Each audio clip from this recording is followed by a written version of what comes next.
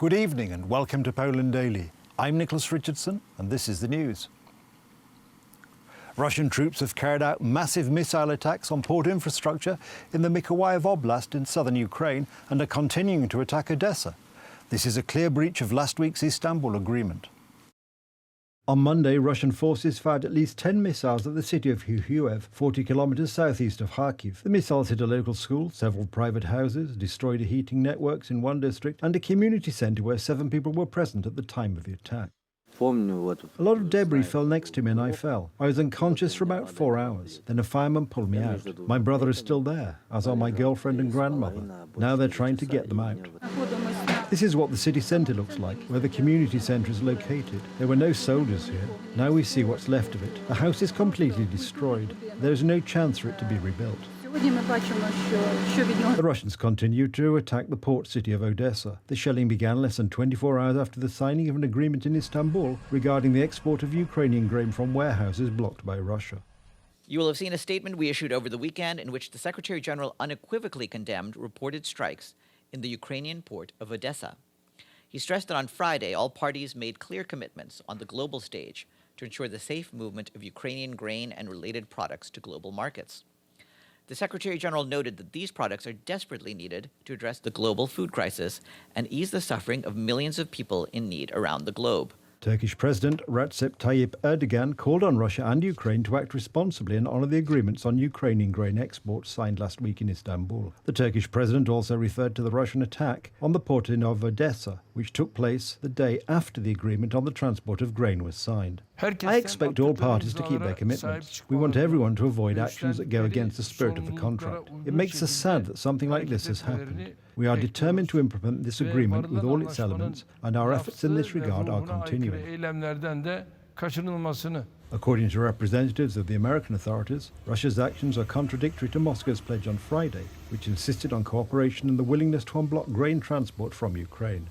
The shelling of the port in Odessa the day after Russia concluded the agreement on the export of Ukrainian grain through the Black Sea is similar to what we saw earlier in Syria, where Russian troops attacked humanitarian convoys. This is unfortunately in line with the way they work. Hopefully this will not happen again and Russia will actually deliver on its Istanbul commitments. We will be observing it very closely. The international sanctions are paralysing the Russian economy and at the same time affect the military situation of the Russian forces. Their attacks are being counteracted more and more effectively by Ukrainian soldiers. Since the 24th of February, the Russians have already lost almost 40,000 soldiers, 2,000 tanks and almost 4,000 armoured vehicles. Indeed, here this offensive power of Ukraine is being recovered and, slowly by small steps, its activity in the southern oblasts, in the eastern oblasts of Ukraine is noticeable, something to be happy about. I hope this will translate into actual real military superiority in these regions.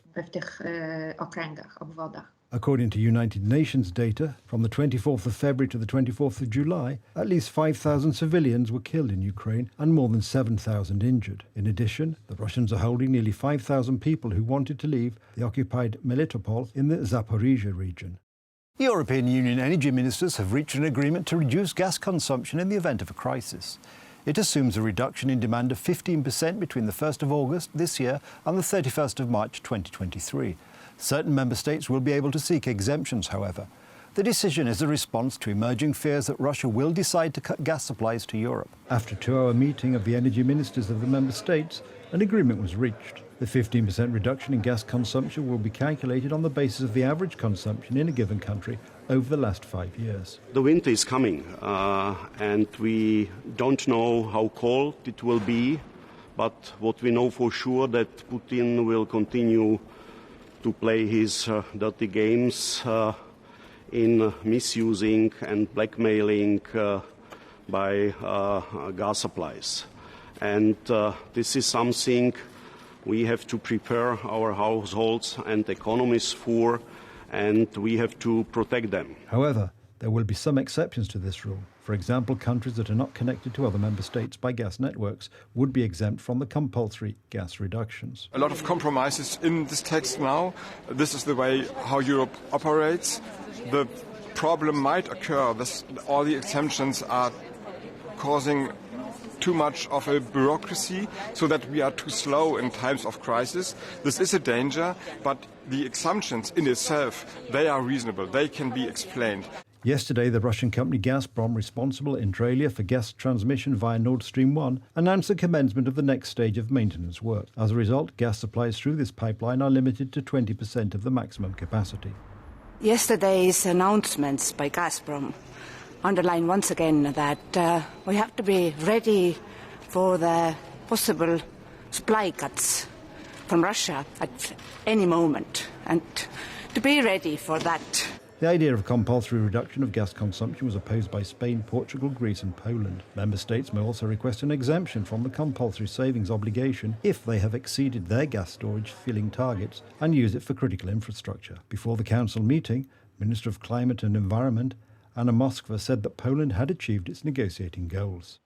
There are no reduction targets for Poland in this proposal, and this is what we expected, an understanding of our situation, but most of all we expected an understanding of our refusal to accept these ideas of compulsory reductions. In the face of Russian gas blackmail, Europe is looking for other sources of energy resources. The stance of Berlin, which first made the argument that countries such as Poland should share gas, is surprising. Meanwhile, Germany does not want to abandon its plans to shut down the last 3 nuclear power plants by the end of this year. The Polish left-wing advocates that Poland should lease them. In this situation, it is irresponsible to switch off stable, safe energy sources, and such sources are nuclear power plants. The idea was positively received by most political circles in Poland. The possible closure of German nuclear power plants would be a purely ideological move, said Jakub Wiech. Every megawatt hour is worth its weight in gold for Europeans, and a loss would be an irreparable damage to the European energy system. The compromise on gas supplies assumes that the European Commission will be able to propose a trigger warning state, which would mean a mandatory reduction of gas consumption. The decision will be made by the European Council, a European Union body composed of member states. Countries better prepared for the crisis do not want to bear the wrong, harmful decisions of countries that are exposed to the risk of gas blackmail, such as Germany, while we are all in the communal vessel system, and it is in the interest of all of us to save gas, so that there is more of it for the winter. The European Commission only calls for solidarity when it is in its interest, says MEP Bogdan Roncha. The other way around, there is no such will to support. While we are waiting for money from the National Reconstruction Plan, this solidarity is not there, and under any pretext that money that Poland has long been entitled to is withheld. The regulation will be enforced for 1 year, with the possibility of extension until May next year. Yesterday evening, there was a key television debate between Liz Truss and Rishi Sunak, the two contenders to replace Boris Johnson as Prime Minister of the United Kingdom. According to commentators, it ended in a draw. Truss remains the favourite to replace Johnson. Well, look, we all took a decision to protect the economy and support the NHS through COVID. And of course, we all knew there was a bill that we needed to pay for that. So the question is, should we pay that bill ourselves, or do we put it on the country's credit card and pass the tab to our children and grandchildren to take care of? Now, I don't think that's right. I don't think it's responsible, and it's certainly not conservative, and that's what I wouldn't do as Prime Minister. Under my plans, we would start paying down the debt in 3 years' time. And we need to get a grip of inflation, and if we don't do that now, it's going to cost all of you and everybody watching at home far more in the long run. And you know what? Liz, your plans, your own economic advisor has said that that would lead to mortgage rates, interest rates going up to 7%. Can you imagine what that's going to do for everyone here and everyone watching? That's thousands of pounds. I don't believe this negative, declinist language. It's your own economic advisor, Liz. It's not mine. It's your own advisor. I have lots of economists that are backing my plans. Everybody thinks that putting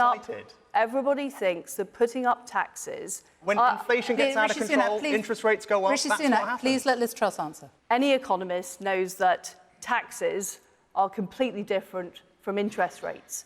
Interest rates are set by the Independent Bank of England. We know that inflation is forecast to fall next year. What I'm talking about with my plans is not raising taxes. There is no evidence at all that not raising taxes is inflationary. Liz Truss entered the debate as favourite. She had more to lose against Sunak, and there were doubts about her ability to handle the pressure before the debate. During the course of the debate, Truss dispelled all doubts. Sunak raised his voice more often, and against this, Truss seemed calm and composed. She also managed to avoid the blunders she had committed during her ministerial career. Losing to trust in the polls among Conservative Party members, Sunak failed to strike a decisive blow despite having interrupted Truss on several occasions to declare that her plans to cut taxes are irresponsible and immoral in the current circumstances. Tory party members will begin voting for their new leader next week. Alpine glaciers are facing the worst loss of ice in 60 years. Insufficient snow in winter and hot summers are the main reasons for the glaciers shrinking. In 18 months, the Alps were hit by 2 major heatwaves. In the Swiss Alpine town of Zermatt, 1,600 metres above sea level, temperatures as high as 30 degrees Celsius were recorded. Normally, this 45-year-old Swiss glaciologist, Andreas Linzbauer, heads down the paths on the massive Morterasch Glacier in late September, the end of the summer melt season in the Alps. But exceptionally high ice loss this year has brought him to this 15 square kilometre or 5.8 square mile amphitheatre of ice, 2 months early for emergency maintenance work. The first stake we measured, we had about 2 meters of melt, and the most extreme year since we have been measuring was 1 meter per year. So we have already melt of 2 meters, and it's midway of summer. I am worried for our children, our grandchildren. I won't see this catastrophe personally, but yes, I am a bit frightened for them. If greenhouse gas emissions continue to rise, the Alps glaciers are expected to lose more than 80% of their current mass by 2100. Many will disappear, regardless of whatever emissions action is taken now, thanks to global warming baked in by past emissions. According to a 2019 report by the UN Intergovernmental Panel on Climate Change. Like everyone knows, like there's global warming, but you realize here that it's like the real business, you know, when we talk about it, you don't see it always in nature, the consequences, and now you really see it like, oh my God, I was here like 15 years ago and now the snow is gone and the rivers and the mountains are not there anymore, so it's warmer. Normally we had like a hat and gloves. Now we don't need it anymore because it's hot in here, so it's a big difference.